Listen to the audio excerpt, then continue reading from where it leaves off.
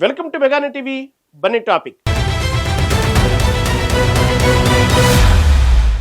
పాముకు పాలు పోస్తే కాటు వేయక మానదు అన్నట్టుగా దశాబ్దాలుగా ఉగ్రవాదాన్ని పెంచి పోషిస్తున్న పాకిస్తాన్కు భారత్ ఇప్పుడు చుక్కలు చూపిస్తుంది.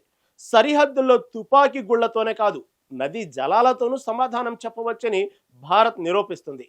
పహల్గాం రక్తపాతానికి ప్రతీకారంగా మొదలైన ఆపరేషన్ సింధూర్ ఇప్పుడు పాక్ పీకకు చుట్టుకుంది. ఐక్యరాజ్య సమితి వేదికగా భారత్ ఇచ్చిన షాక్తో ఇరుగు పొరుగు దేశం విలవిలలాడుతుంది. ఆ వివరాలేంటో తెలుసుకోవాలంటే లెట్స్ వాచ్.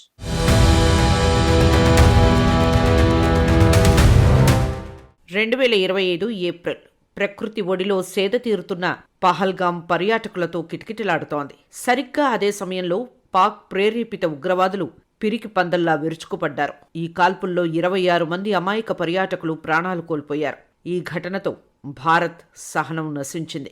కేవలం మాటలతో కాకుండా చేతలతో బుద్ధి చెప్పాలని నిర్ణయించుకుంది. ముళ్ళును ముళ్ళుతోనే తీయాలి అన్నట్టుగా పాక్ వెన్నులో వణుకు పుట్టించేలా 1960 నాటి సింధు జలాల ఒప్పందాన్ని భారత్ హోళ్లో పెట్టింది.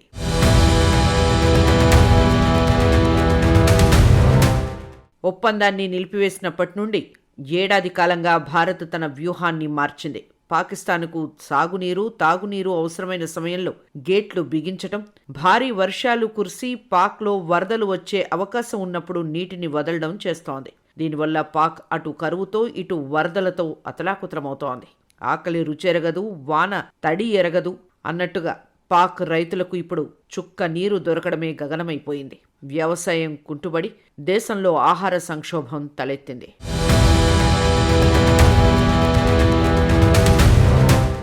భారత్ తీసుకున్న ఈ కఠిన నిర్ణయంతో దిక్కుతోచని స్థితిలో పడ్డ పాకిస్తాన్ అంతర్జాతీయ సమాజం ముందు గోడు వెళ్లబోసుకుంటోంది. భారత్ మానవ హక్కులను ఉల్లంఘిస్తోందని, నీటిని ఆయుధంగా వాడుకుంటోందని ఐక్యరాజ్య సమితిలో గగ్గోలు పెడుతోంది. అయితే ఉగ్రవాదాన్ని పెంచి పోషిస్తున్న పాక్ మాటలను ఏ దేశం నమ్మే పరిస్థితిలో లేదు. దొంగే దొంగ అన్నట్టు పాక్ తీరు ఉందంటూ ప్రపంచ దేశాలు విమర్శిస్తున్నాయి.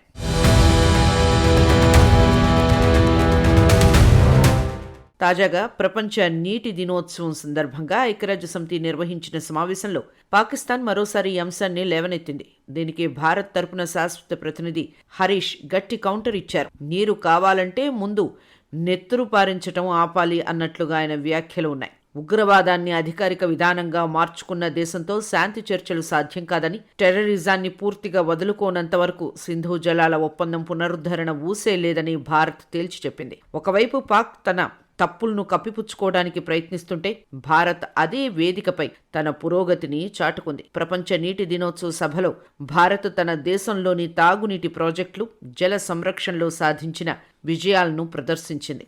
తమ ప్రజలకు స్వచ్ఛమైన నీటిని అందించడంలో భారత్ ఎంత ముందుందో వివరిస్తూనే సరిహద్దు దాటి వస్తున్న ఉగ్రవాదానికి నీటితోనే సమాధానం చెబుతామని పరోక్షంగా హెచ్చరించింది.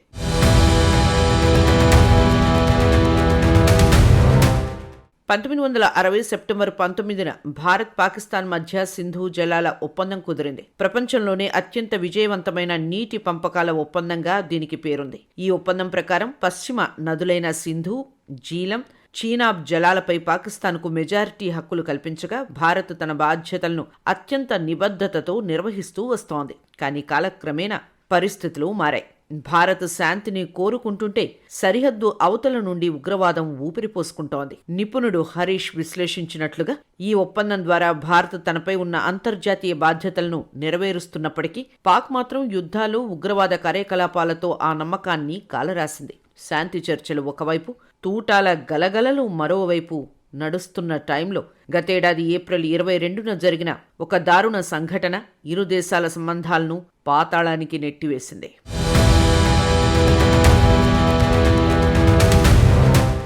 జమ్మూ కాశ్మీర్లోని పహల్గాం ప్రకృతి అందాలకు నెలవు. ఆ రోజు పర్యాటకులతో కిటకిటలాడుతున్న ఆ ప్రాంతం ఒక్కసారిగా తుపాకుల మోతతో దద్దరిల్లింది. పాక్ మూలాలున్న ఉగ్రవాదులు జరిపిన విచక్షణారహిత కాల్పుల్లో 26 మంది అమాయక టూరిస్టులు ప్రాణాలు కోల్పోయారు. సెలవులను గడపడానికి వచ్చిన ఆ కుటుంబాల్లో విషాదం నిండింది. ఈ దాడి కేవలం భారత్ భూభాగంపై జరిగిన దాడి మాత్రమే కాదు, సింధు ఒప్పందంలోని నైతికతపై జరిగిన దాడి. ఈ ఉగ్రదాడి తర్వాత భారత్ తన వ్యూహాన్ని మార్చుకుంది. రక్తం నీరు కలిసి ప్రవహించలేవు అనే బలమైన సందేశాన్ని పాకిస్తాన్కు పంపింది. పహల్గాం ఘటనకు ప్రతిగా భారత్ చారిత్రాత్మక నిర్ణయం తీసుకుంది. 1960 నాటి ఒప్పందాన్ని తాత్కాలికంగా పక్కన పెడుతున్నట్లు భారత్ ప్రకటించింది. పాకిస్తాన్కు వెళ్లే అదనపు నీటి ప్రవాహాన్ని భారత్ అడ్డుకుంది. మన ప్రాజెక్టుల ద్వారా నీటిని మళ్లించడం, నిల్వ చేయడంపై దృష్టి సారించింది. పాకిస్తాన్ ఆర్థిక వ్యవస్థకు వెన్నెముక వంటి వ్యవసాయ రంగానికి ఈ నీరు కీలకం. కానీ ఒకవైపు ఉగ్రవాదులకు ఆశ్రయమిస్తూ మరోవైపు భారత్ నుంచి నీటిని ఆశించడం ఇకపై సాధ్యం కాదని కేంద్రం తేల్చి చెప్పింది. హరీష్ చెప్పినట్లుగా పాక్ నిరంతర ఉగ్ర కవ్వింపు చర్యలే భారత్ను ఈ కఠిన నిర్ణయం తీసుకునేలా చేశాయి.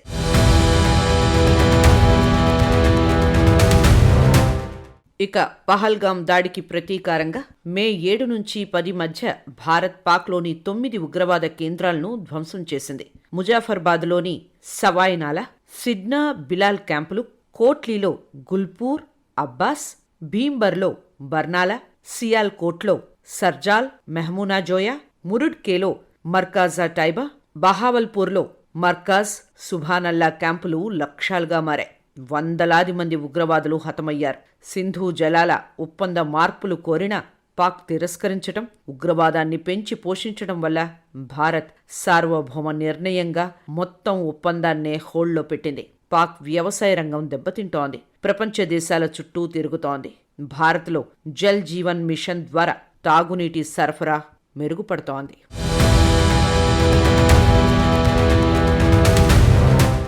సింధు నది పాకిస్తాన్కు జీవనాడి. ఆ నీళ్లు ఆగితే పాక్ ఒక ఎడారిగా మారుతుంది. ఇప్పటికే గోధుమల కొరత, విద్యుత్ సంక్షోభంతో ఉన్న పాక్ ఇప్పుడు నీటి కోసం అల్లాడుతోంది. ప్రపంచ దేశాల చుట్టూ తిరుగుతున్న భారత్ సార్వభౌమ నిర్ణయాన్ని ఎవరూ ప్రశ్నించలేకపోతున్నారు. ఇప్పుడు పాక్ ముందు రెండే దారులు ఉన్నాయి.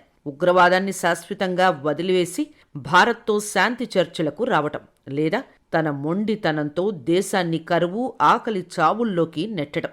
రక్తపాతం పారే చోట నీటి ధారలు ప్రవహించవు. భారత్ తీసుకున్న ఈ కఠిన నిర్ణయం శత్రువుకు ఒక హెచ్చరిక. పాక్ అతికి భారత్ అడ్డుకట్ట వేసింది. మరి పాకిస్తాన్ తన బుద్ధి మార్చుకుంటుందా, లేక తన వినాశనాన్ని తానే కొని తెచ్చుకుంటుందా? వేచి చూడాలి.